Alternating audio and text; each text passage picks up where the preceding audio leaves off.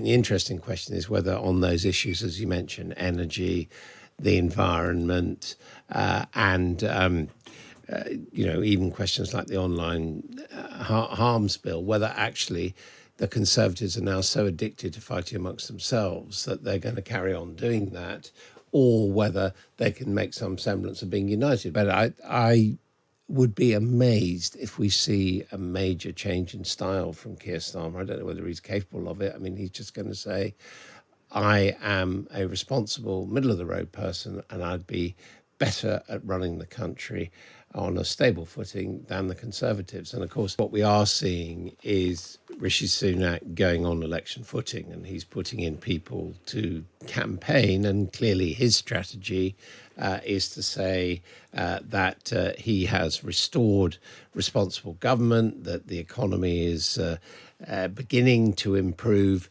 and that the Conservative Party should unite behind him and campaign against Labour. I think the interesting question is whether on those issues, as you mentioned, energy, the environment, and even questions like the online harms bill, whether actually the Conservatives are now so addicted to fighting amongst themselves that they're going to carry on doing that, or whether they can make some semblance of being united. Because although we were talking earlier on about the shadow cabinet reshuffle and what to do about Angela Rayner, I mean, the remarkable thing really is that Labour activists do largely seem to be pulling in behind Keir Starmer at a time when every Conservative seems entitled to argue the toss with the leadership. Yeah, and I think that issue of that tension will only be exacerbated by the polling that we've seen in the Mail on Sunday about the fact that Labour is now viewed, at least by some people, according to this Lord Ashcroft poll, as the party of low taxes, which is something that they've been aiming towards, striving for,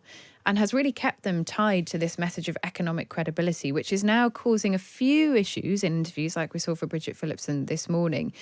I mean, for Labour, with Sir Keir Starmer considering a reshuffle perhaps as soon as tomorrow, what do you think the major problems or the major concerns that he's going to try and solve with that reshuffle are?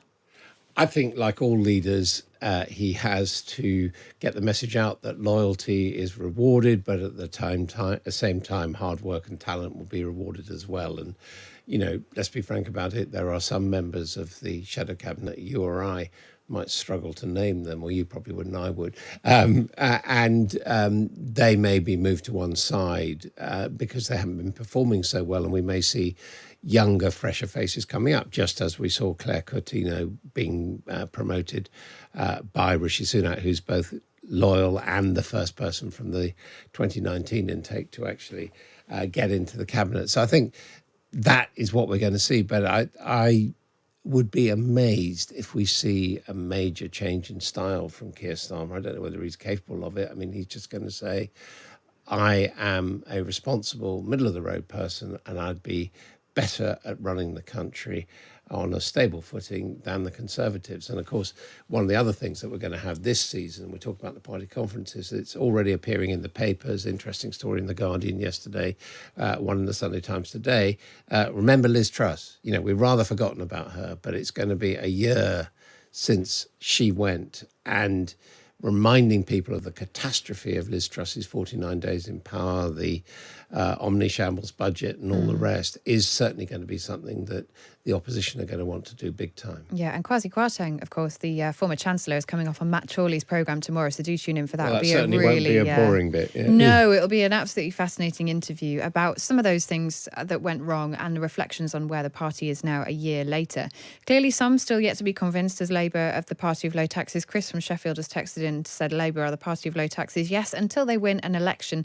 And that, Adam, will be the big thing that they have to overcome. Mid-Bedfordshire will be a good test for them to see whether people really are convinced. Of course, Nadine Dorries' seat, she has now vacated. Do you think Labour can take that one from the Tories? Well, the extraordinary thing is that Labour sent Peter Kyle, the Shadow Cabinet Minister, out there a long time ago to set up a campaign. And the message was, if you think this is a goer, keep with it. If you don't, we'll back away. And what he's hearing on the doorstep is that Labour is with a chance, although, of course, there is this possibility that the vote might be split with the Liberal Democrats and a strong local independent councillor who's running as well. But I really think if we look at the by-elections we saw last year, it's a possibility, isn't it?